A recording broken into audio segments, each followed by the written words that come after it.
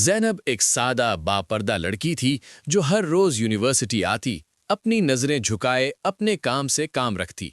اس کی دوست فائزہ اکثر اسے کہتی کہ یہ پردہ اب پرانا ہو چکا ہے، مگر زینب ہمیشہ مسکرا کر خاموش رہتی۔ یونیورسٹی میں ہارون نام کا ایک لڑکا تھا، باتوں میں بہت میٹھا مگر اندر سے چالاک۔ اس نے زینب سے بات کرنا چاہی لیکن زینب نے لفٹ نہ کروائی۔ اس نے فائزہ کو استعمال کرتے ہوئے چپکے سے زینب کی کچھ تصویریں حاصل کر لیں۔ کچھ دن بعد زینب کو ایک دھمکی بھرا میسج ملا جس میں اس کی تصاویر کے ساتھ اسے بلیک میل کیا جا رہا تھا۔ ایک لمحے کے لیے اس کے قدم لڑکھڑائے، دل خوف سے بھر گیا، مگر اس نے ہمت نہ ہاری۔ اس نے فوراً اپنے والد کو سب کچھ بتا دیا۔ اگلے ہی دن پولیس نے ہارون کو گرفتار کر لیا کیونکہ وہ پہلے بھی کئی لڑکیوں کو اسی طرح بلیک میل کر چکا تھا۔